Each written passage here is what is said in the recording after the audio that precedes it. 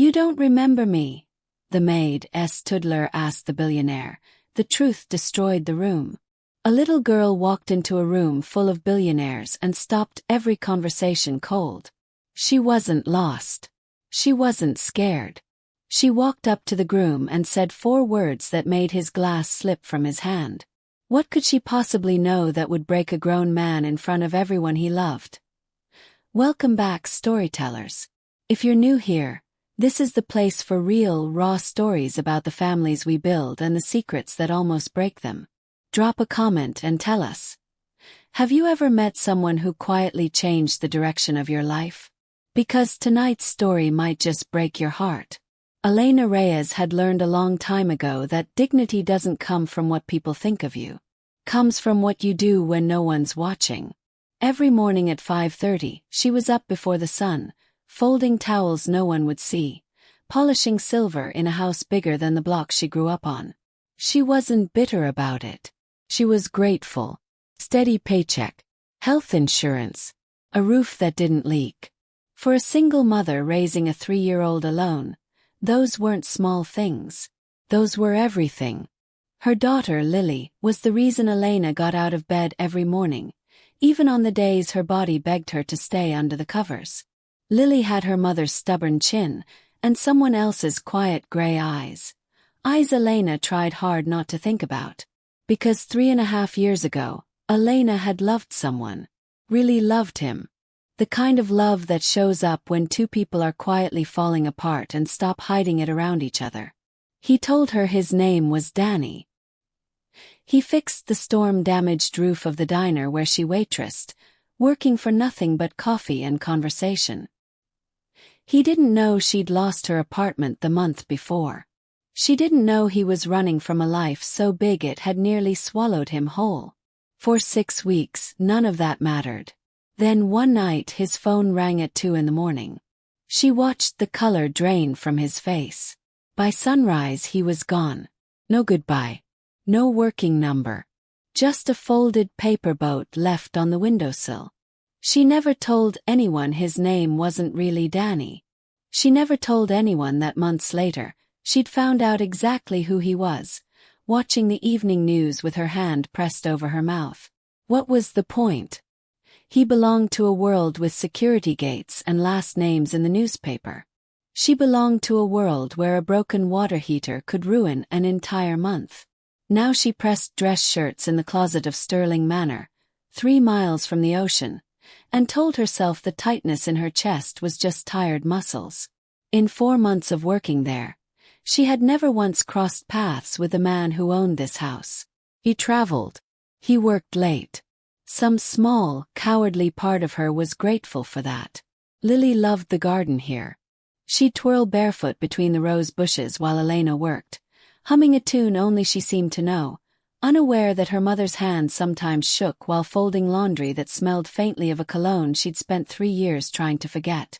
Friday morning, Elena's phone buzzed. Her sitter had been in a car accident.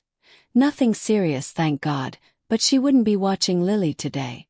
And today, of all days, Sterling Manor was hosting 200 guests for the biggest event of the year.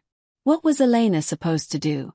Leave her daughter home alone, or bring her into the one house she'd worked so hard to keep her away from? 3.5 years ago, Elena hadn't planned on falling in love with a stranger named Danny.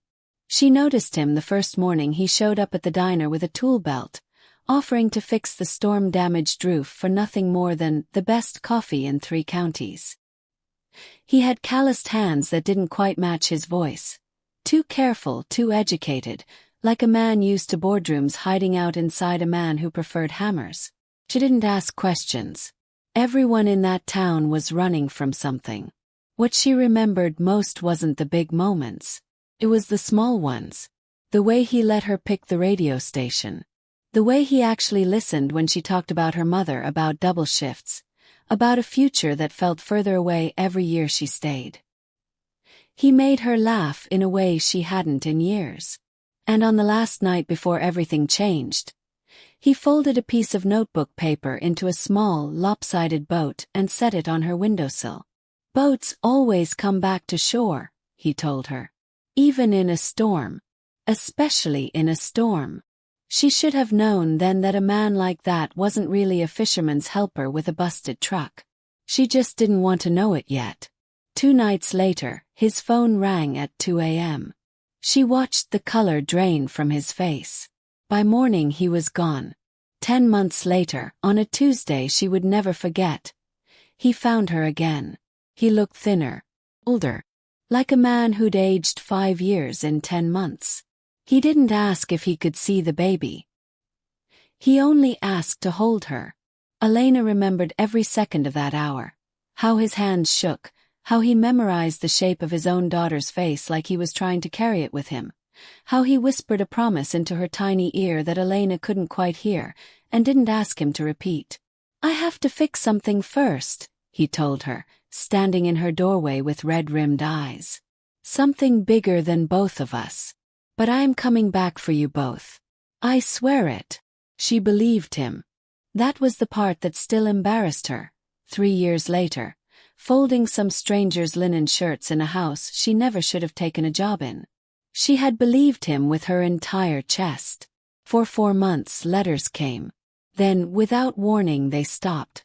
Then a man in an expensive suit came instead, with a checkbook and a version of the truth that broke something in her she never fully repaired. Now, watching her daughter dance barefoot between the roses while 200 place settings gleamed under crystal chandeliers inside, Elena wondered, not for the first time, whether some promises are only kept until keeping them stops being convenient. Would you have believed him too? By 6 o'clock, Sterling Manor glowed like something out of a movie. String lights threaded through the garden Elena had trimmed with her own hands that morning. 200 of the most powerful people on the East Coast filled the ballroom in silk and tailored wool, champagne flutes catching the light like they were part of the decor. Elena tucked Lily into the back kitchen with a coloring book, a plate of strawberries, and a stern whispered warning to stay put. "Just for a little while, baby. Mommy has work to do." Lily nodded the way 3-year-olds nod when they have absolutely no intention of listening. For 2 hours it worked. Elena refilled trays, wiped spills, kept her head down and her eyes anywhere but the center of the room, where the man everyone had come to celebrate stood in a charcoal suit, laughing at something his future father-in-law had said. She hadn't let herself look at him directly in 4 months. Tonight, for one careless second, she did. And in that same second, so did Lily. The little girl had wandered out of the kitchen sometime between the toast and the string quartet's second song, drawn by the chandelier lights and the swishing dresses and the sound of a room full of strangers laughing. Nobody stops a small girl in a yellow dress. Nobody thinks to. She walked straight through the crowd like she'd done it 100 times. She stopped in front of the groom. She looked up. The room noticed her before Julian did.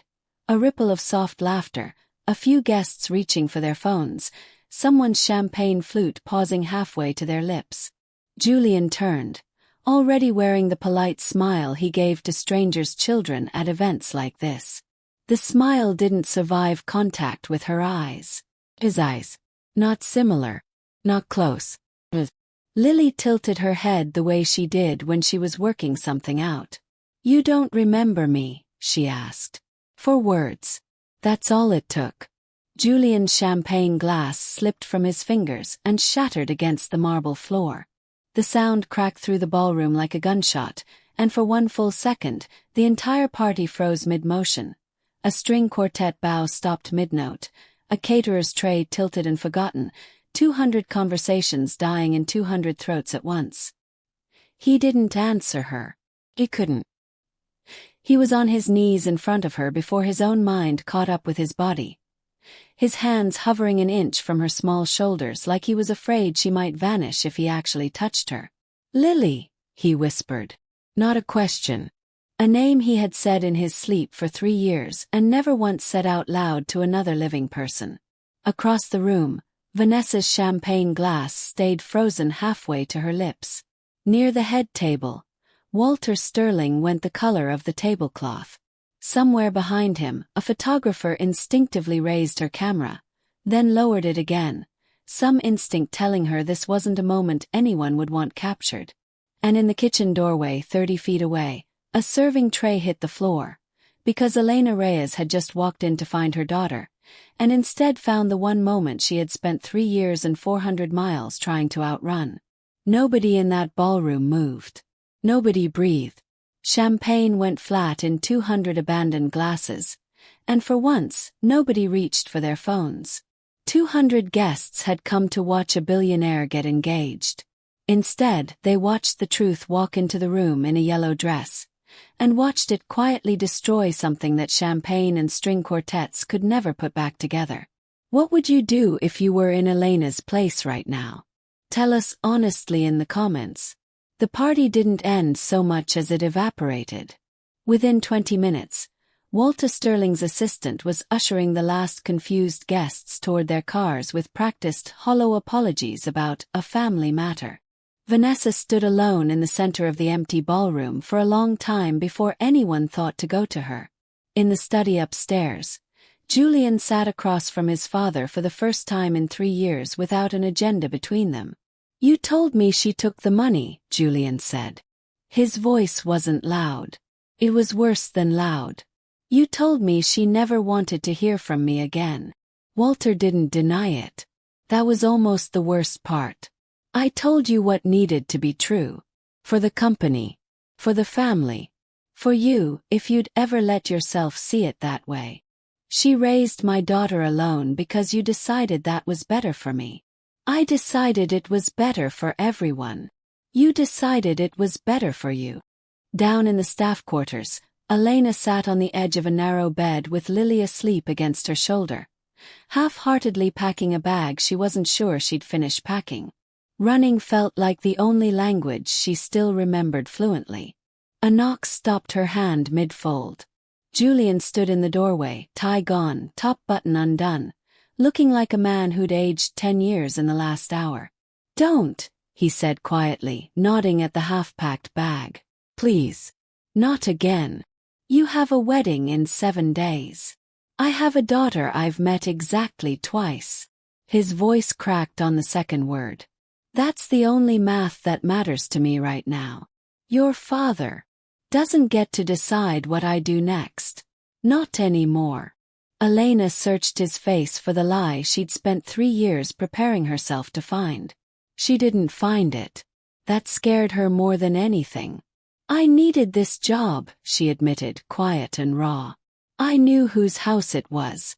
I took it anyway because you paid better than anyone else in the county, and I told myself I'd never actually have to see you. I gambled with my own heart because I was desperate, and I am so tired of being desperate, Julian." Downstairs, in a ballroom still littered with abandoned champagne glasses, Vanessa Cole was making a phone call of her own, one that would either save the merger her father had spent a year building, or blow it apart completely, 7 days before a wedding that suddenly felt like it belonged to someone else's life. What do you think Julian owes Vanessa right now? The truth, or a choice? The wedding didn't happen. Not the way anyone had planned it, anyway. Vanessa Cole called it off herself, 3 days before the date, in a short, dignified statement that surprised everyone who'd assumed she'd want a public fight. Truth was, she'd felt the distance in him for months, and had quietly started asking her own questions long before a little girl in a yellow dress asked hers. Privately, she told him one more thing. "I would rather be someone's whole choice than half of one," she said. "Go be her whole choice, Julian. While there's still time." Walter Sterling didn't fix everything with one apology. Men like him rarely do it in one try. But he did something Julian hadn't seen him do in years. He picked up the phone himself, called Vanessa's father directly, and found a way to save the merger without a wedding attached to it, because it turned out 300 jobs had never actually needed a marriage certificate to survive. Just 2 stubborn men willing to stop using their children as collateral. On a Tuesday evening in October, 6 weeks after a yellow dress walked into a ballroom and changed everything, Julian drove out to the small rented house Elena had stopped running from. Lily answered the door before her mother could stop her, in socked feet, holding a piece of folded notebook paper. "I made you a boat," she announced, like it was the most natural thing in the world. "Mommy said you like boats." Julian knelt down slowly, The same way he had in that ballroom, except this time nobody gasped, nobody dropped a glass.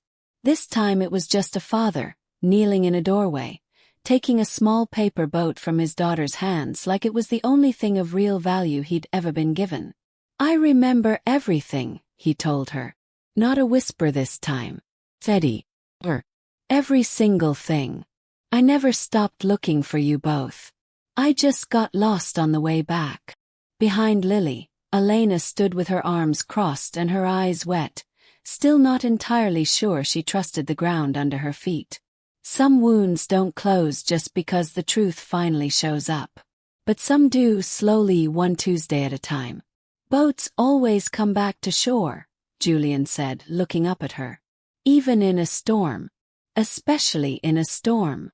Elena let out a laugh that was really half a sob, and for the first time in 3 years, she let herself believe a promise before it had finished being kept. There was no fairy tale ending waiting for them the next morning. No reset button on 3 lost years. Just a slow, deliberate choosing day after day of each other, which might be what real love actually looks like once the cameras and the chandeliers are gone. If you've ever waited for someone to come back for you, we hope you know this. The ones worth waiting for eventually find their way home. Thank you for spending this time with us.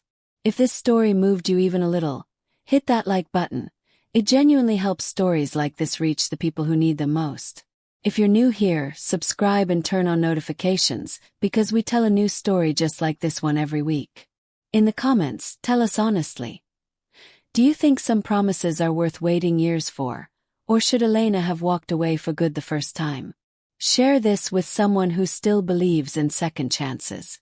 Until next time, take care of the people who come back for you.